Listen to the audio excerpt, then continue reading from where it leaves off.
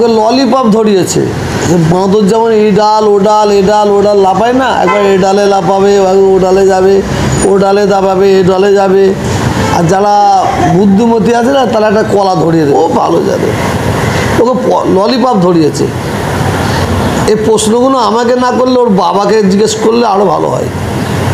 যাকে ললিপপ ধরিয়েছে ওর বাবাকে জিজ্ঞেস করলে আরও ভালো হয়, কেন ওর বাবা হচ্ছে ঘোর বিরোধী।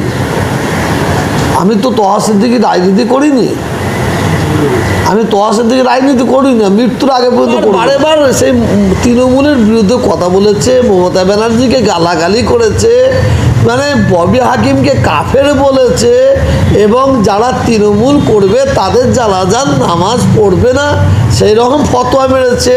মানে আবার আমি আবার মমতা আমাকে ভালোবাসে বলে আমি খেয়ে খেয়ে জিভ মোটা হয়ে গেছে, আমার কত ভাষা ইউজ করেছে।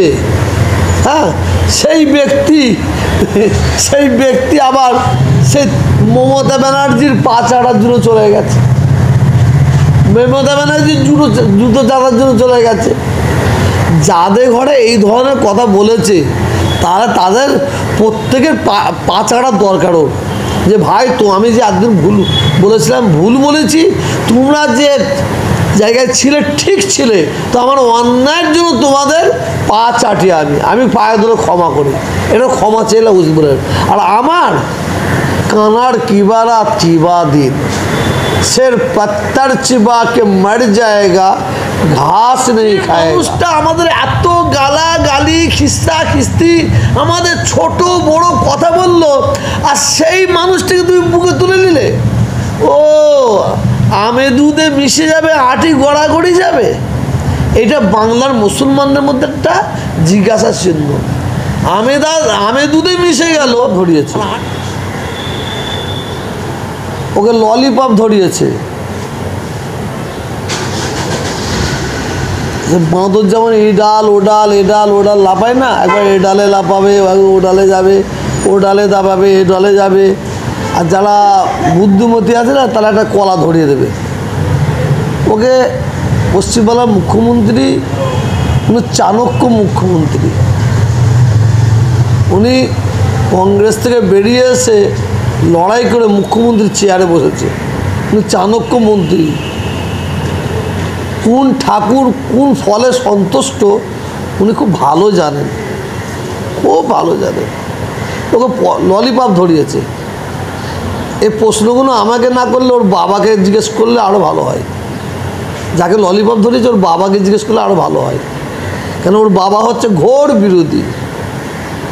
আমি তো তহা সিদ্দিকী রাজনীতি করিনি, আমি তহা সিদ্দিকী রাজনীতি করি না, মৃত্যুর আগে পর্যন্ত করবো না। তো মমতা ব্যানার্জি ভালো কাজ করছে, উন্নয়ন করছে, তাকে সাপোর্ট করতে আমার কী অসুবিধা আছে? যখনই উনি উন্নয়নে থমকে যাবে, উনি পিছিয়ে যাবে, তখন আমি সরে যাব। আর ওনার বাবাকে এই জন্য জিজ্ঞেস করতে বলছি, ওনার বাবা ওই আমরা একটুখানি ওই পাশে থাকতাম বলে আমাদের সম্পর্কে বড় বড় কথা বলতো, খুব বড় বড় কথা বলতো। তার কারণ আছে, উনি অন্যায় বলতেন না, কেন আমাদের ফুরফুরা শরীফের বাপ দাদু 14 পুরুষ আমার রাজনীতিকে কোনো পাত্তা দিই না। আমি আপনাকে আবার বলছি, যদি ফুরফুরা শরীফ রাজনীতি করতো, রাজনীতির বেড়াজালে থাকতো, তো ফুরফুরার পীর আবু বকর সিদ্দিকী রহমাতুল্লাহ আলাইহি, ফুরফুরার পীর আবু বকর সিদ্দিকীকে আমরা পশ্চিমবঙ্গের মুখ্যমন্ত্রী দেখতাম, এতে কোনো সন্দেহ নাই, 110% নিঃসন্দেহ।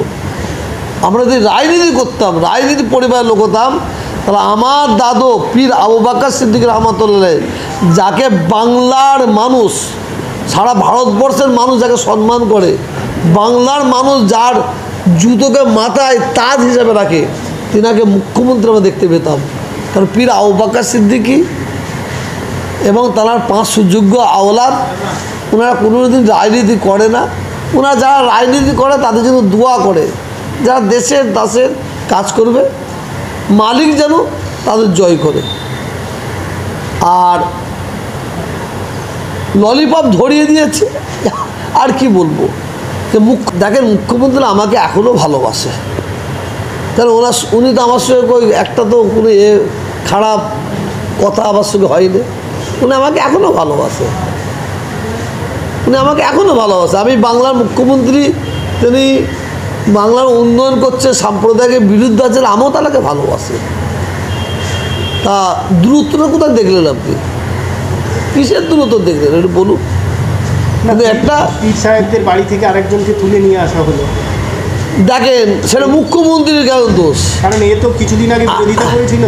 আমি আমার মাল বিক্রি করব, কেউ যদি খদ্দের মাল কিনতে আসে আমি তাকে বিক্রি করবো না? তো মুখ্যমন্ত্রী তো এটাই করেছে, যে ব্যক্তি মানে বারে বার সেই তৃণমূলের বিরুদ্ধে কথা বলেছে, মমতা ব্যানার্জিকে গালাগালি করেছে, মানে ববি হাকিমকে কাফের বলেছে, এবং যারা তৃণমূল করবে তাদের জানাজার নামাজ পড়বে না সেই রকম ফতোয়া মেরেছে। মানে আবার আমি আবার মমতা আমাকে ভালোবাসে বলে আমি খেয়ে খেয়ে জিভ মোটা হয়ে গেছে, আমার কত ভাষা ইউজ করেছে। হ্যাঁ, সেই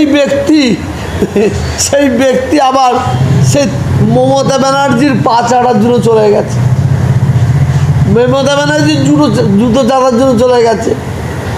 যাদের ঘরে এই ধরনের কথা বলেছে তাদের প্রত্যেকের পা চাটার দরকারও, যে ভাই তো আমি যে একদিন ভুল বলেছিলাম, ভুল বলেছি, তোমরা যে জায়গায় ছিলে ঠিক ছিলে, তো আমার অন্যায়ের জন্য তোমাদের পা চাটি, আমি পায়ে ধরে ক্ষমা করি, এটা ক্ষমা চাইলে বুঝবে।